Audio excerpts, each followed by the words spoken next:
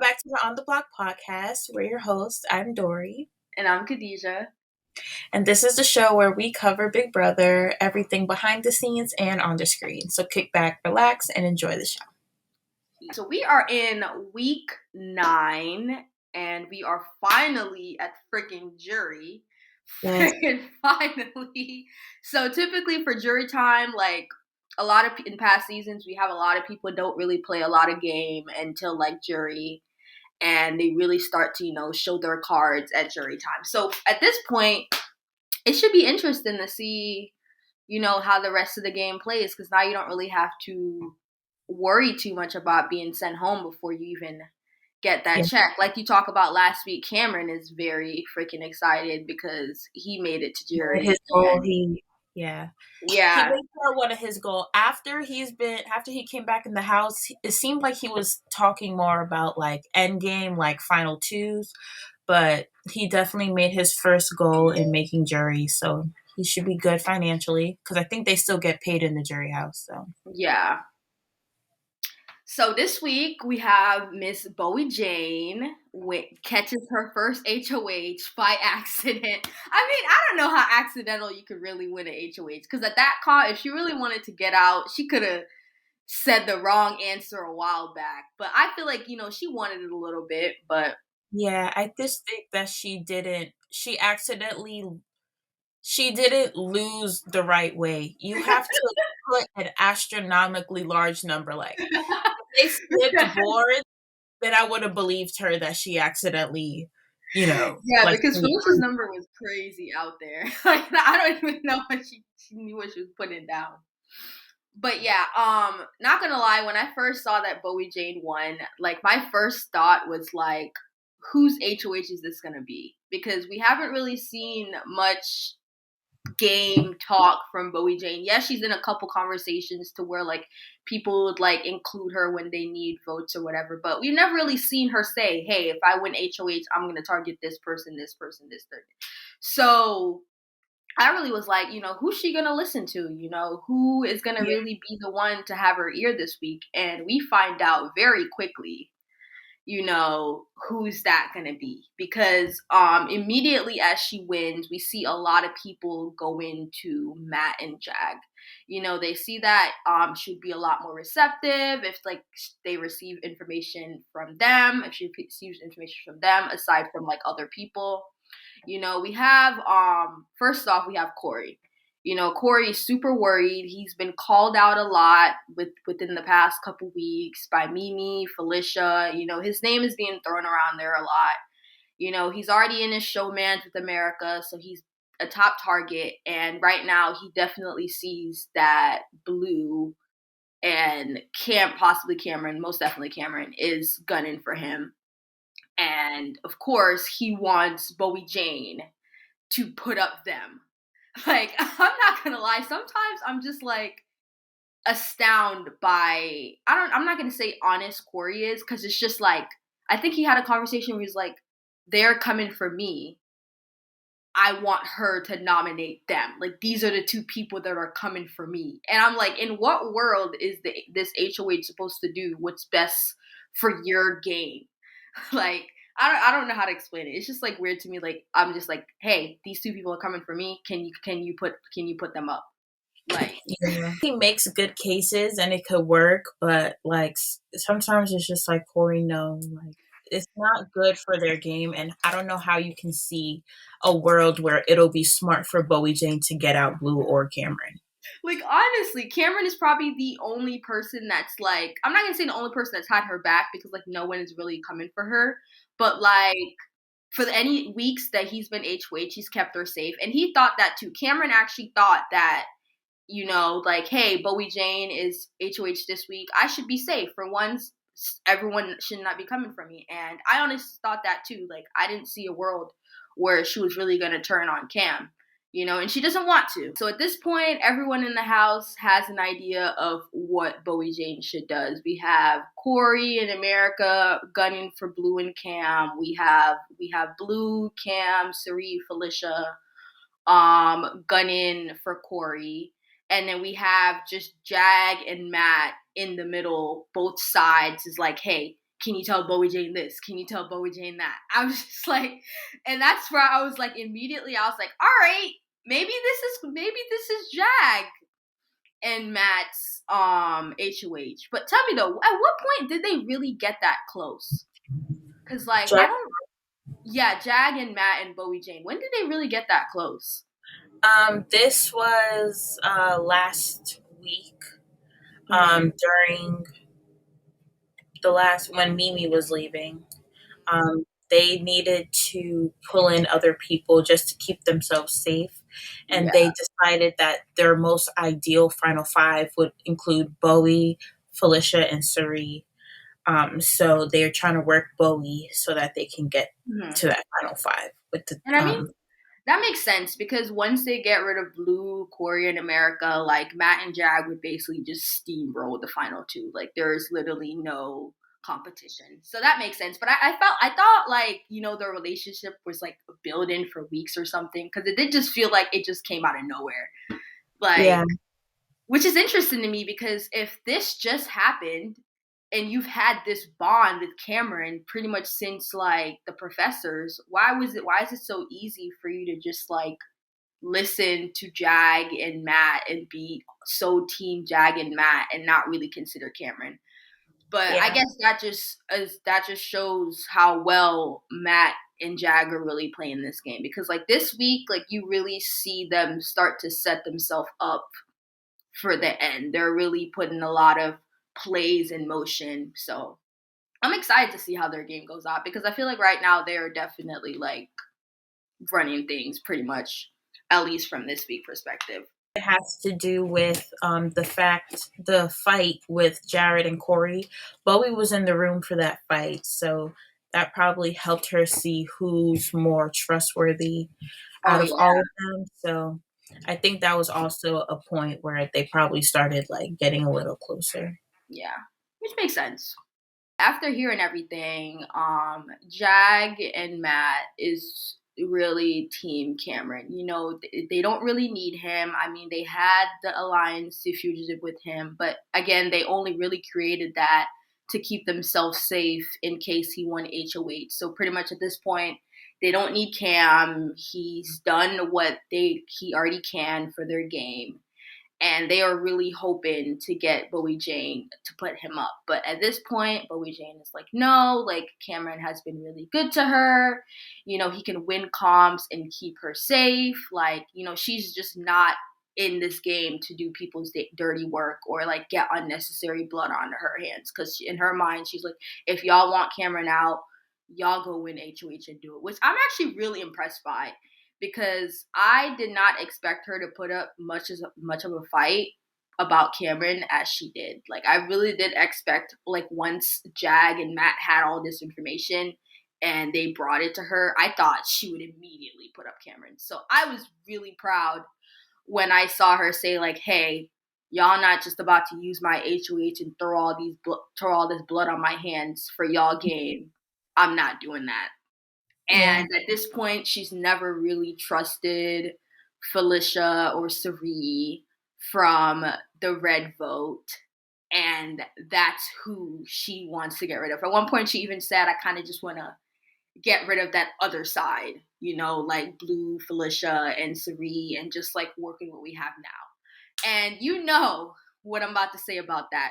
Because we talked about this a couple weeks ago when Red got evicted. And what I kept saying over and over again, I was just like, you didn't think it was like that big of a deal because like Bowie didn't really know if Bowie would keep it a secret. But I said it. I was just like, keeping Bowie in the dark about this red vote is going to come and bite them at some point because from that moment she never really trusted Sari or Felicia again. And the minute she became HOH, immediately those were her targets. Immediately those are the people she wanted to put up. She didn't want any backdoor. She didn't want to have to put anyone unnecessary blood on her hands. She just wanted to put up Felicia and Sari and go on with her HOH. But so that's what ends up happening.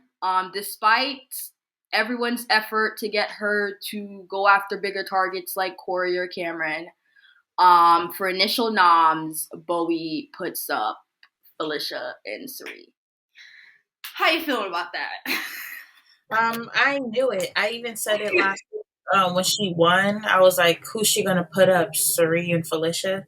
Like those are the only two people that genuinely make sense for her to put up. So Yeah, she I was had pretty much a good relationship with everyone else. Puts up Felicia and Suri, and despite people in that house being a bit disappointed, as we know, we still have veto. Noms can still change.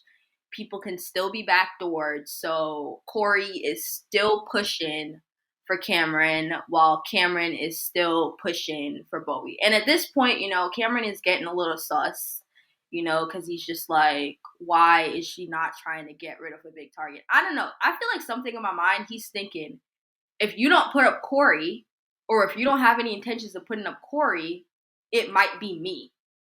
I feel like it was that, because I really don't think Cameron really saw a world where Felicia and Suri were gonna go home and leave him and Corey in the house.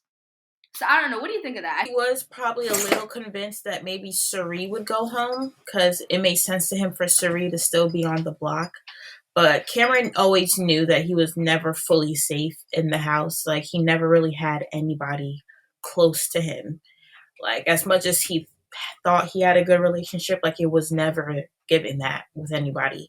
So he always knew he was at the bottom next to whoever was on the block. So I just think he was just doing what he had to do. Like he knew he was going to get targeted at some point, and he didn't play in the veto. So Yeah.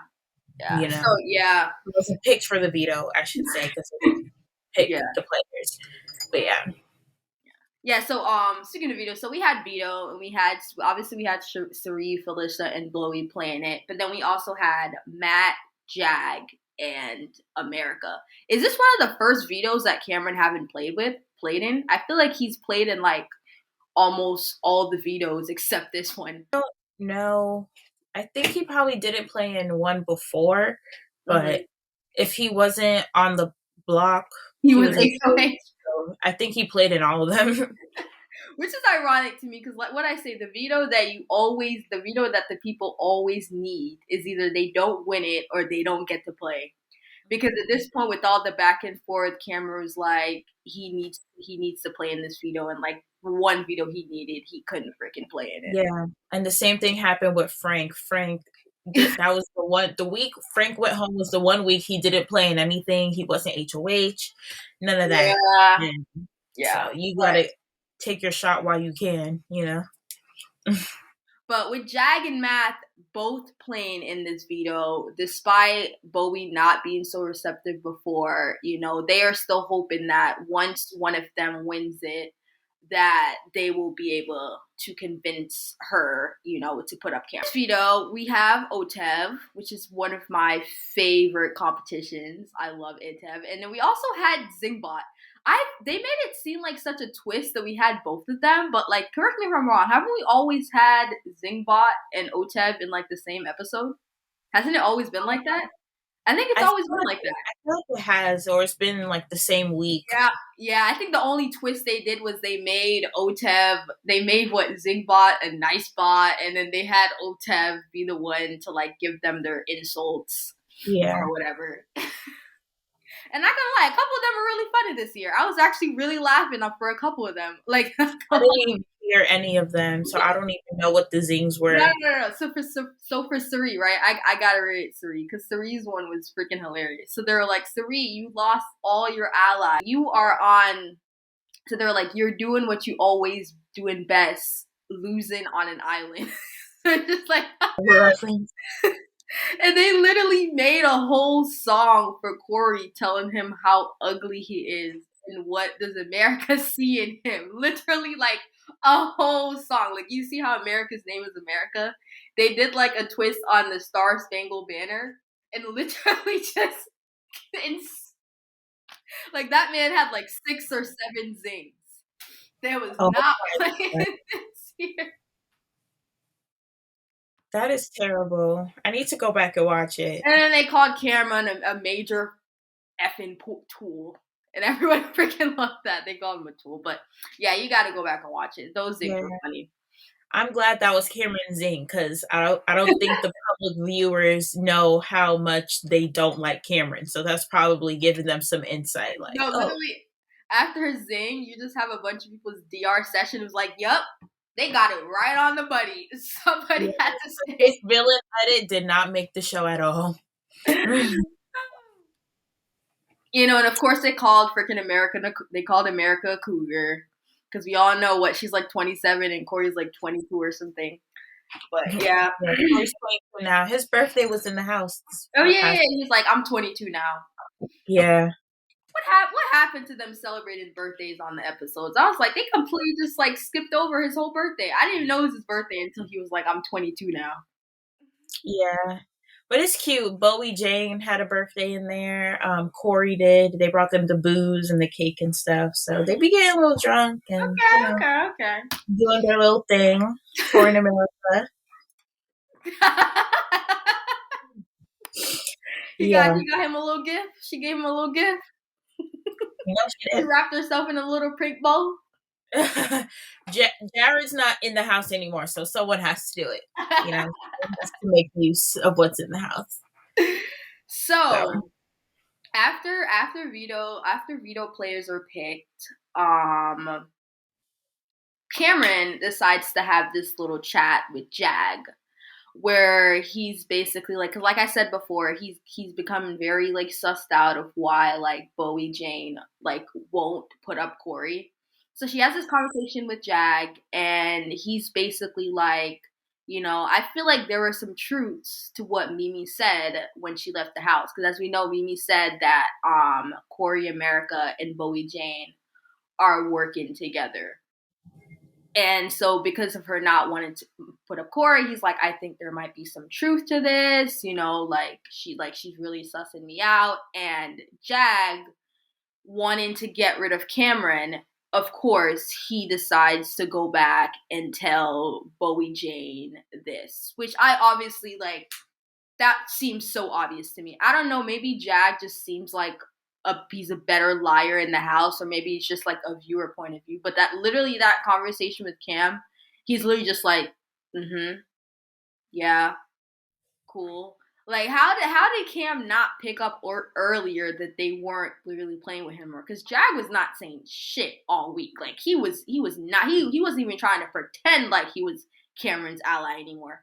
Well, Cam did, because he has a conversation with Suri and basically tells Suri that he told Jag and Matt something, and they ran back and told America, and he was like, that's the only way it makes sense, because I didn't tell anybody else. Like, we had a trio and we were working together, so they're just moving a little sly and snaky.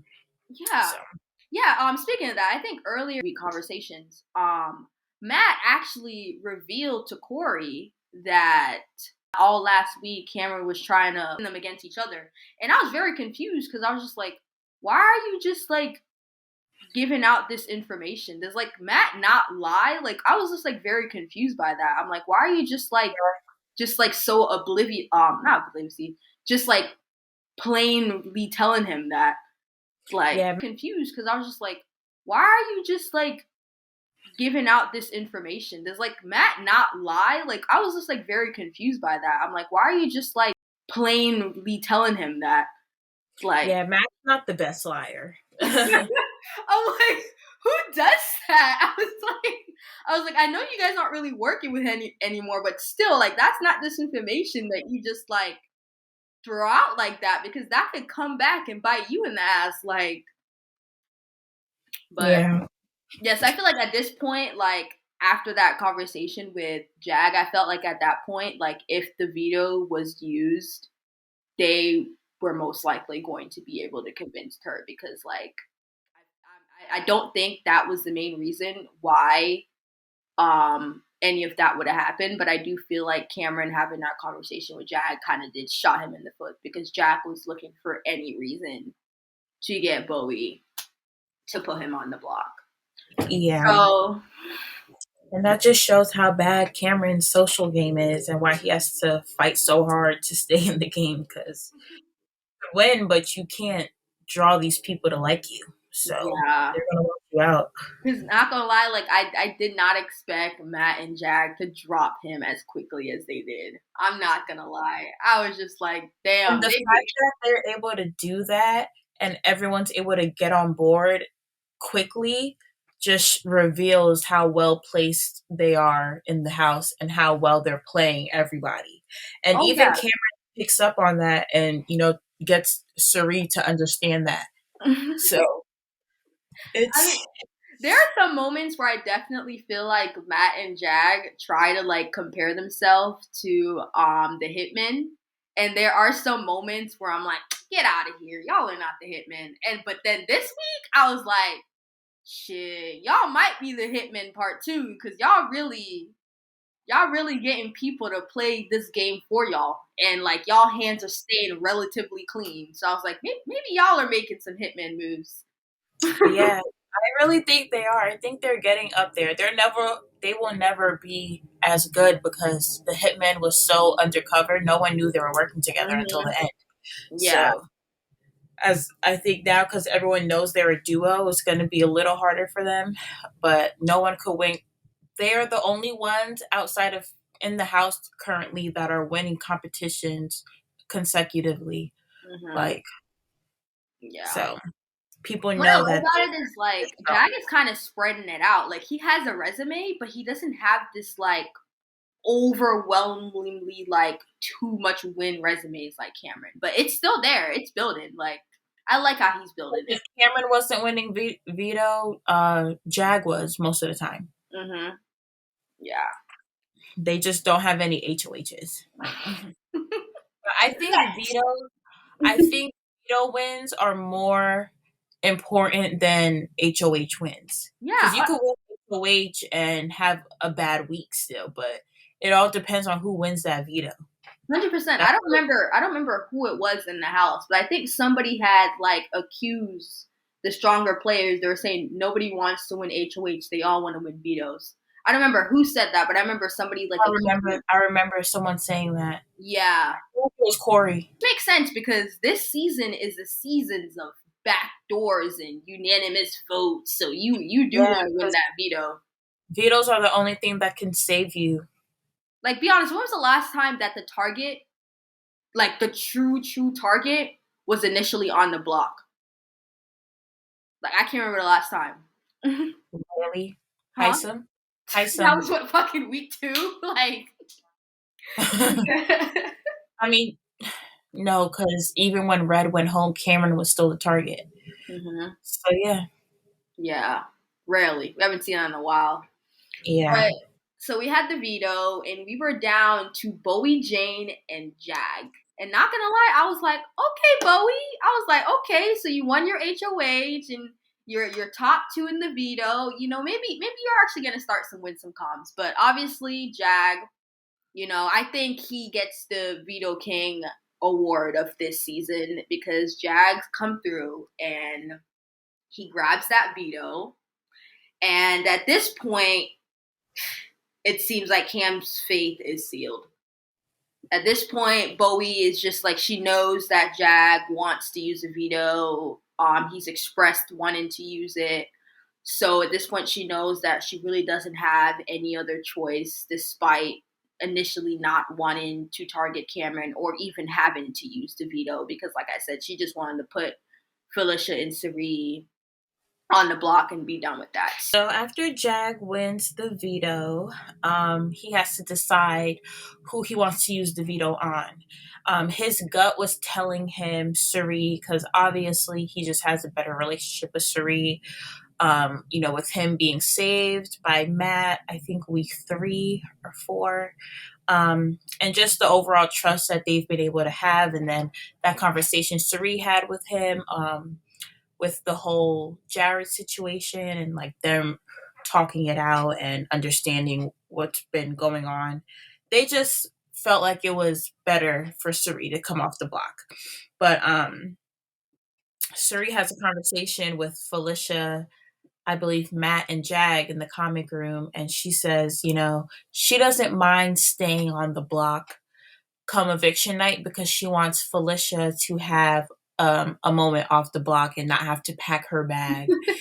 stuff, and Cerie's never been on the block. She never had to pack her bag, so she's fine with it.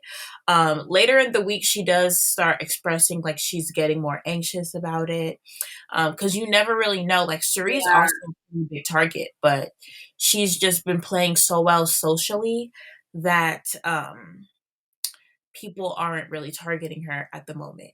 And a little sidebar, because this was happening last week.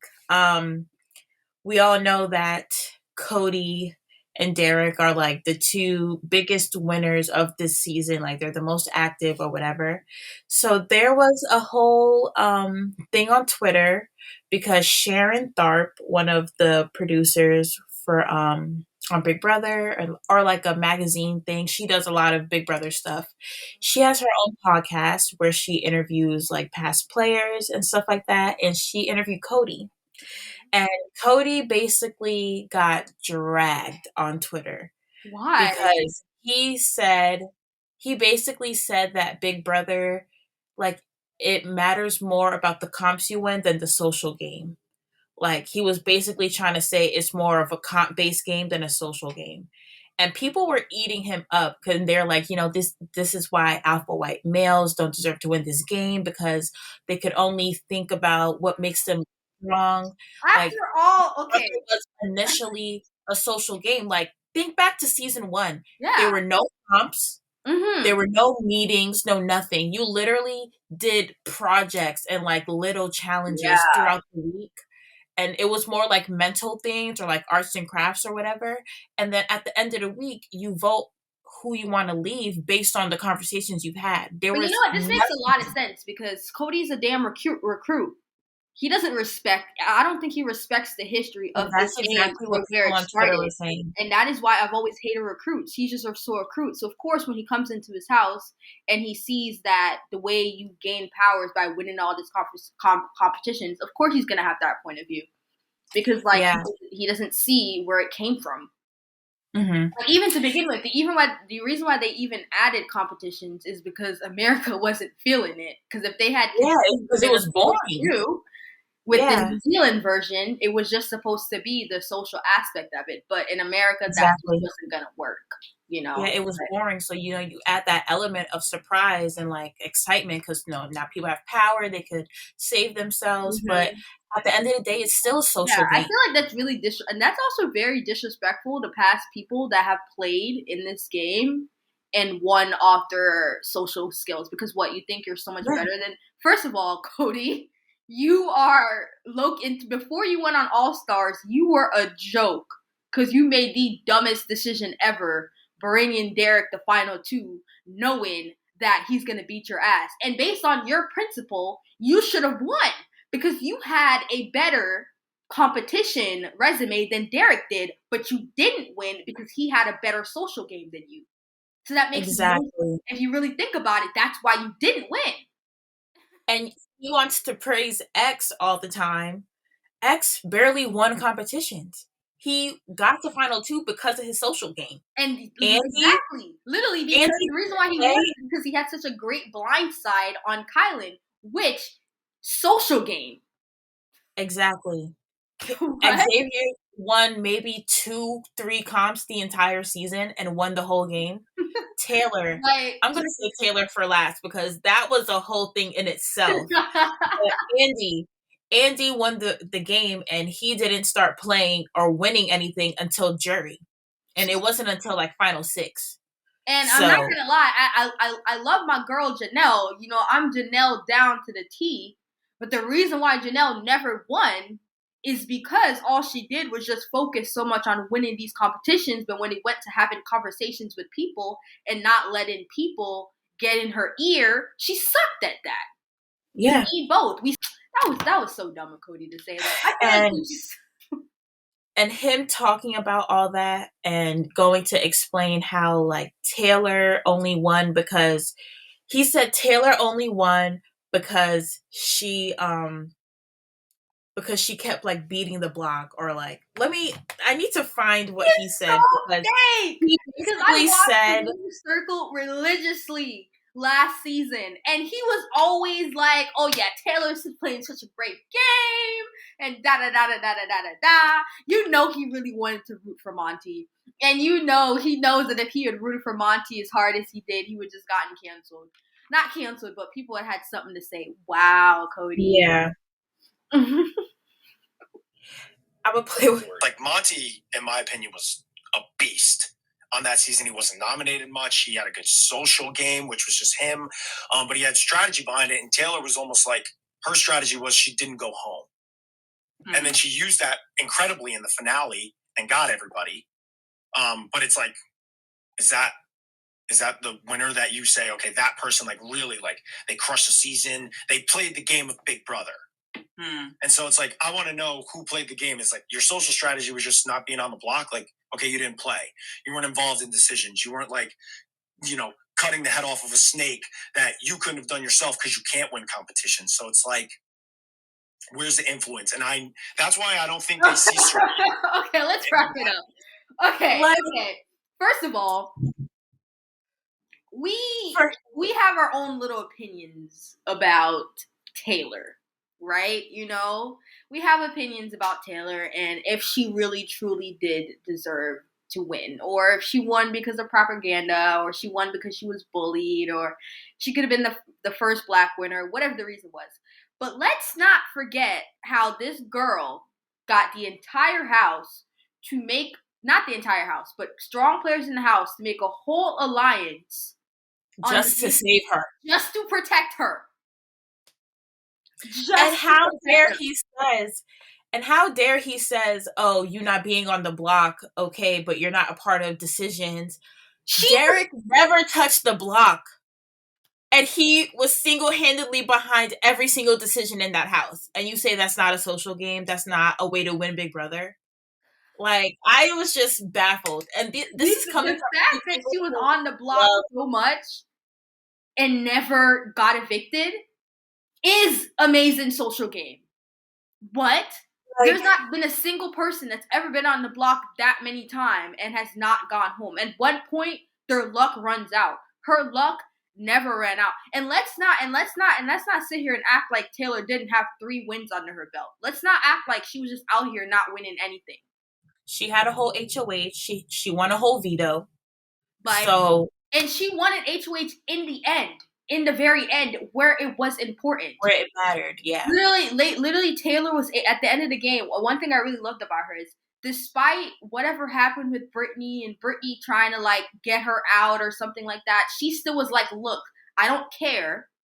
You're my final 2. This is my game plan. Let's get to it. You don't think being able to come up with a speech as astonishing as that, to be able to get people to pick you over somebody that clearly has a better physical resume than you. You don't think that's strategy? Like, that is. Like, what? It's a social experiment. That's what Big Brother is. If you look up what is Big Brother, it'll tell you it's a social experiment. So how social game isn't valid to win or a good enough reason to win, I'm mind blown that he even got on this internet. And at this point, how many times have we seen people who focus too much on the physical go home? Cody, the only reason why you didn't go home on physical is because the first time around, Eric was your social game because you sucked at it so bad that he was your social game. And the second time around, everybody already thinks the season that you won is a scam. And people tell him about that too. Like, And then Janelle finally exposed who was pre-gaming that season and how everything went down. And apparently Danielle was trying to pre-game with Janelle, but Janelle wasn't really having it. And anything Janelle said in that conversation, Danielle brought back to Nicole. And then they went into the house. And that's why we seen Danielle and Nicole go so hard after Janelle, because Janelle wasn't saying or trying to get into their little pregame. And you saw how easy it was. If I was Janelle, I would have never went on that season if I was Janelle. That season was a disgrace. It was just a waste. It was just a waste. But I brought all of that up about Cody just to say that it's good to see somebody actually target Cirie for a reason other than comps, because Bowie Jane seems to be the only person in the house that can pinpoint that Cherie is the social gamer. She's the Mm-hmm. one that's having people trust her, because everybody really got some heat put behind them after that fight with Corey and Jared, except for Cherie. Like, Like, now you see remember I was people. saying I thought it was like really weird that like after like Jared and Izzy went home that just people just completely forgot about Sari. I thought they would have still been going after her.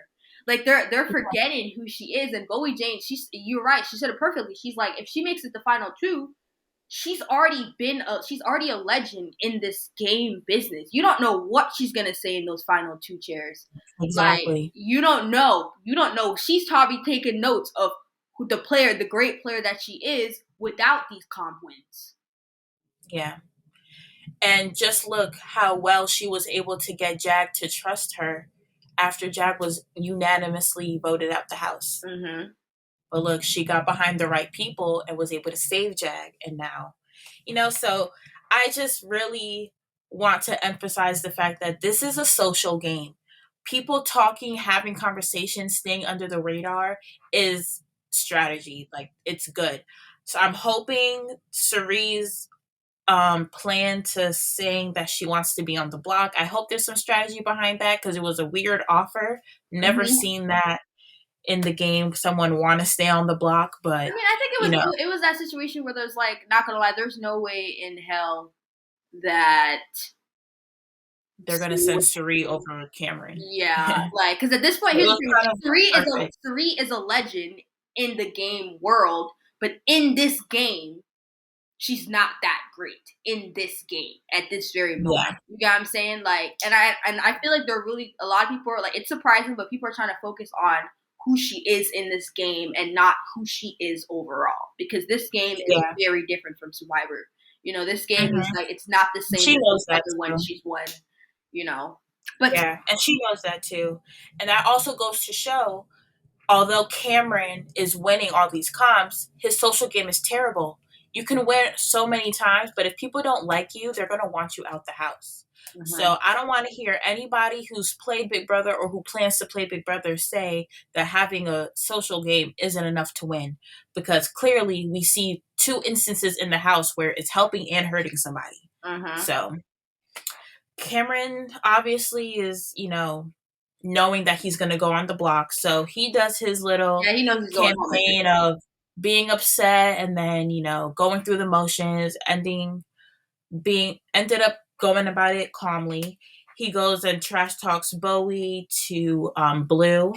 He uses the red vote against Bowie Jane about how he was the only one that consoled her and the only one that like cared about her and was like there for her, had her back.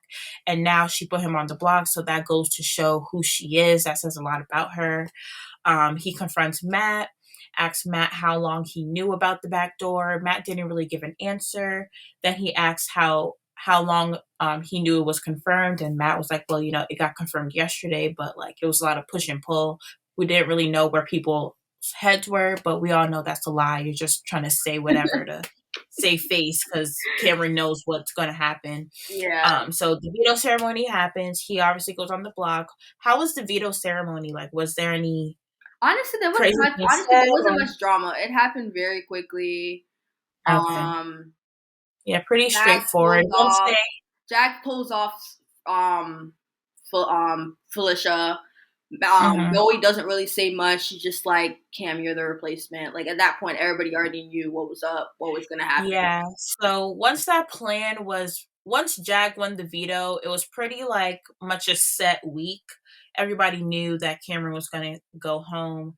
Cameron just had to go through his motions, but after the ceremony, he was pretty calm and kind of just fell back. Yeah, I mean, he did start really talking this game with him. People didn't say much to him. Cameron just went and had conversations with people to try and put them onto Matt and Jag's radar.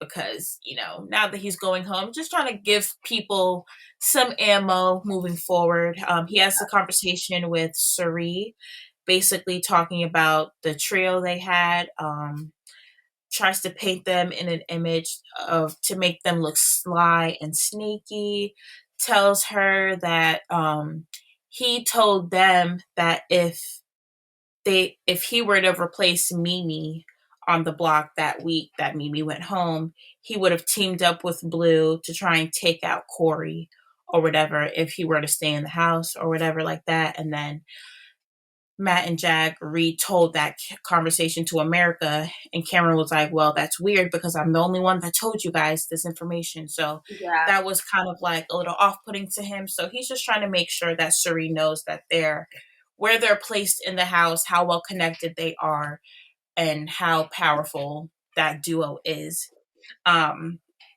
Blue and Cameron have a lot of back and forth this week too.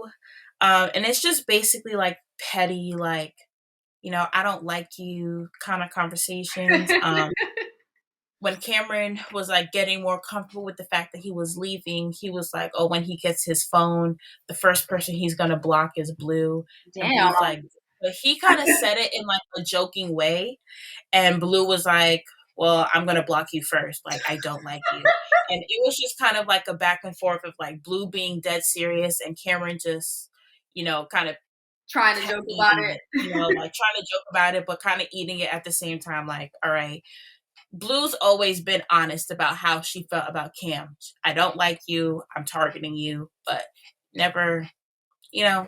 Cameron just doesn't see that. He thinks it's cool that people hate him. I don't know.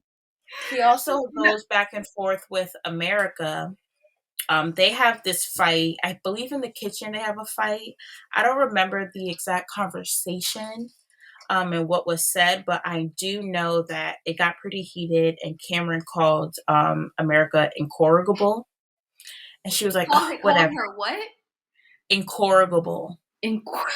What? Cameron's smart. He says all these big words. But that basically means not able to be corrected, improved, or reformed. Like she's just that's harsh. Yeah, so it was a pretty nasty back and forth with them, but this is just what's been happening now that Cameron knows that he's going home. Yeah, he's kind of picking fights and you know what, Cameron, he held on for dear life in this game. I'm gonna give him his respect because he held on for dear life. He tried. This is from a guy that's been targeted since like week 3, like since like after Heisem, right? Like since after Heisem, since Riley. Since Riley, right? Like so, for him to really make it this far is very impressive. So I'm gonna give him his kudos for that. He definitely didn't just lay down and die in this game at all. He definitely did. So I'll give him that. So he continues to tell Suri that, kind of painting Jack as the mastermind, as at least that's how the house sees Matt and Jack. And that's just because Jack does most of the talking. So he's looked at as the one making all these big moves and, swaying people to where they want. Basically, how they're both playing the house like a game of chess. They've pinned Blue against Comerica, getting them to go after each other. And that their plan is to keep Suri and Felicia safe until they take them out in the final 5. So now people know that Matt and Jag's game isn't as incognito as it was before. People know that they're running things, so it'll be a little difficult for them to stay under the radar and like make moves, but we'll see how it goes. Well, so Felicia says, Suri says if no one takes a shot at Matt and Jag, that's going to be over. She has a conversation with Felicia and tells her everything that Cameron had told her. And they come up with this plan on how to move forward because they know that they're not going to be able to beat them in competitions. So they're like, what we need to do is basically get the boys to target each other and get them out the house and kind of strengthen the relationship between the women so that when it comes time to it, they can just, do what they need to do to get to the end. So they first have to start with convincing Blue to throw the HOH because Blue will target Corey. And if Corey is evicted on a Blue HOH, then America will go after Blue, and they want to minimize the damage that's done between the women. So they don't want her to win the HOH. And Felicia says that they got to tell Blue that it's all about timing. We know who they want to target. We know that Matt and Jag want to get out Corey. We know that Corey wants to get out Mag and Jat now, that they're planning for the future with Cam not in the house. So they just want to let them get all the blood on their hands without having any of them do their dirty work. So that sounds smart in theory. If that would actually work. Yeah. I mean, if they can lay low and not put a bigger target on themselves, then I can see that happening. Because Corey did mention Jag and Matt. Matt and Jag mentioned Corey. I don't know who else is in the house. America, Blue. It's just girls. So after this next week, there's a lot of girls in this house. I didn't realize that. There's a lot of after girls this in this next house week, right now. there will be three men left. So we'll see who goes home. But I can see this working because who really is going to get out Felicia or Sari at this point? It makes no sense. There's bigger targets. Yeah.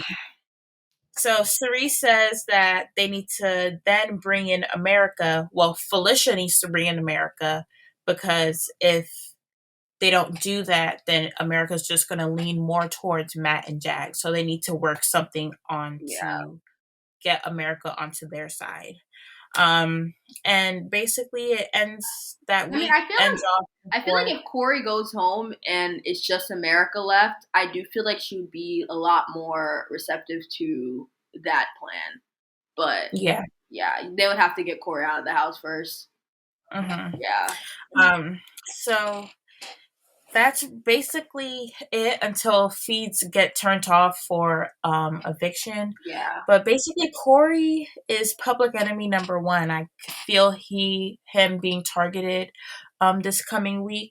He feels very comfortable and he lost his read on the house, on his place in the house, where his loyalties really are. He's lost all of that, and I blame America. Not fully, but ever since they started this little showmance, he has just been off his game, sloppy all over the place with his game, and that sucks because I really wanted him to make it far, but he may go home sooner than I think. So. Yeah. I just they just have better control at this game at this point yeah. than he does. Yeah, they're really like top two right now. I feel like if Corey had teamed up with Matt and Jag, it would have been even better. I would have liked to see that trio more than Cameron. That wasn't gonna work because Jag is smart as hell.